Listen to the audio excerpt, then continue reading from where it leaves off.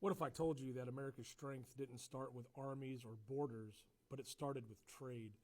In Federalist number 11, Alexander Hamilton argues that economic unity is the foundation of national power.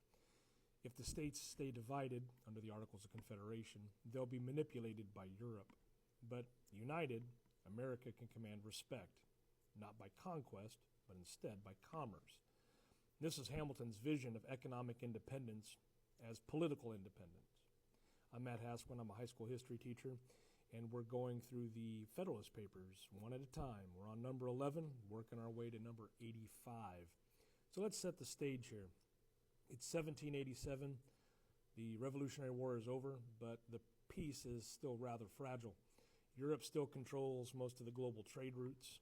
Britain dominates the Atlantic. And under the Articles of Confederation, each American state sets its own trade policy, the taxing, the competing, and also the undercutting of one another. Hamilton looks at this as a type of chaos and sees that the future is at stake. Without economic unity, America will never be treated as an equal power.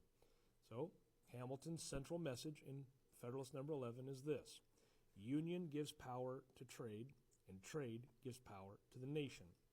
He says that commerce, not conquest, is how America will rise, but only if the states speak with one voice.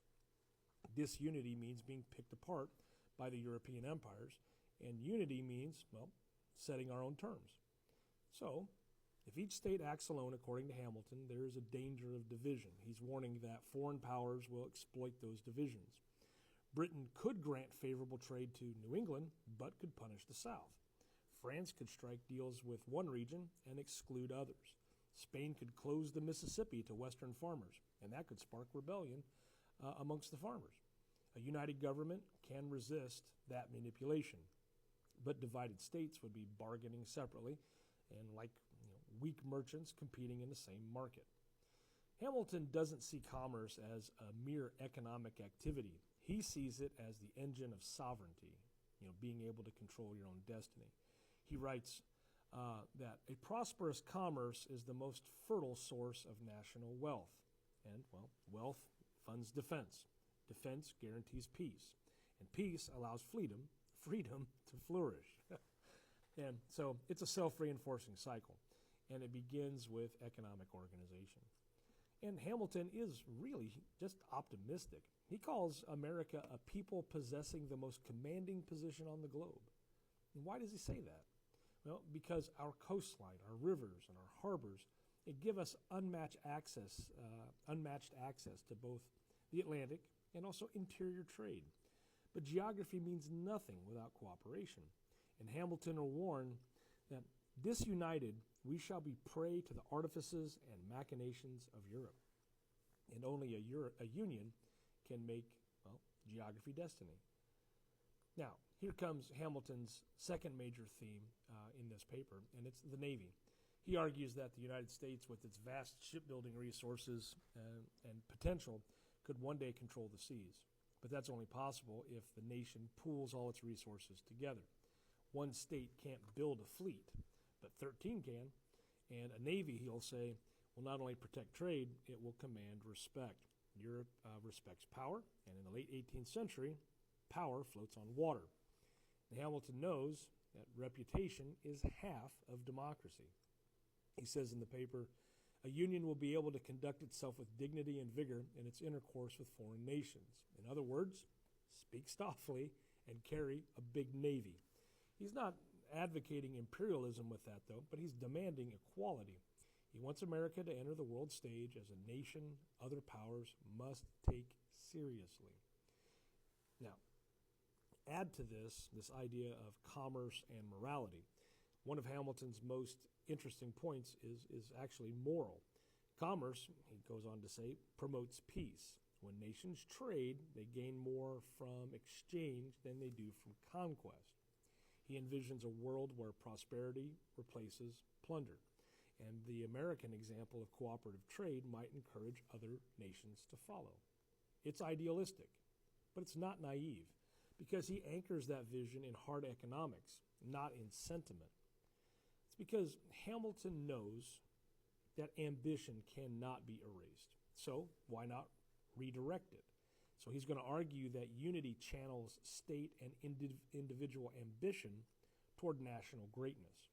Instead of competing for tariffs and tolls, let's compete for excellence in industry and innovation. So disunion wastes energy on jealousy. Union will convert that energy into progress. So let's do that chain of reasoning thing we've been up to here, right? So let's kind of tighten down his logic. The first thing he's going to say is that division invites foreign manipulation. Then he goes on to say in the second point that unity strengthens trade and negotiation.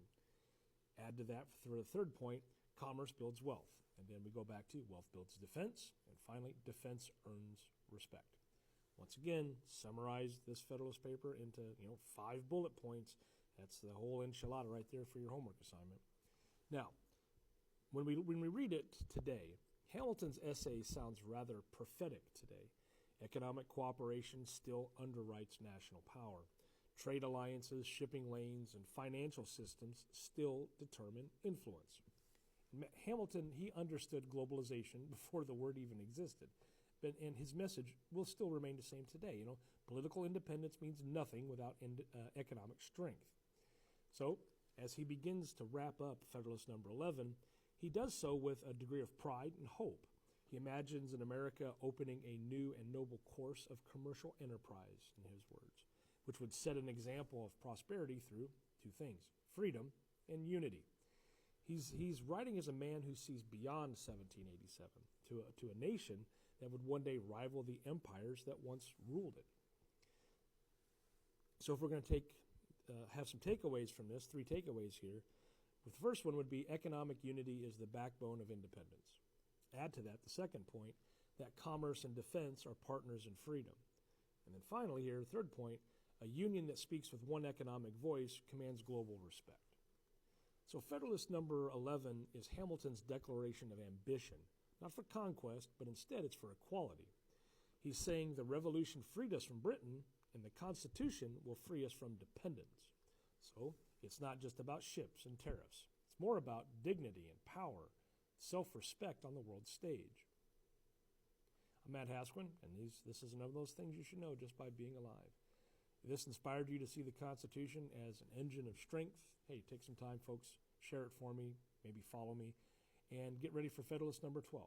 And this is where Hamilton continues the argument and explains how taxation, commerce, and revenue build the machinery of prosperity. Thanks for taking the time to watch.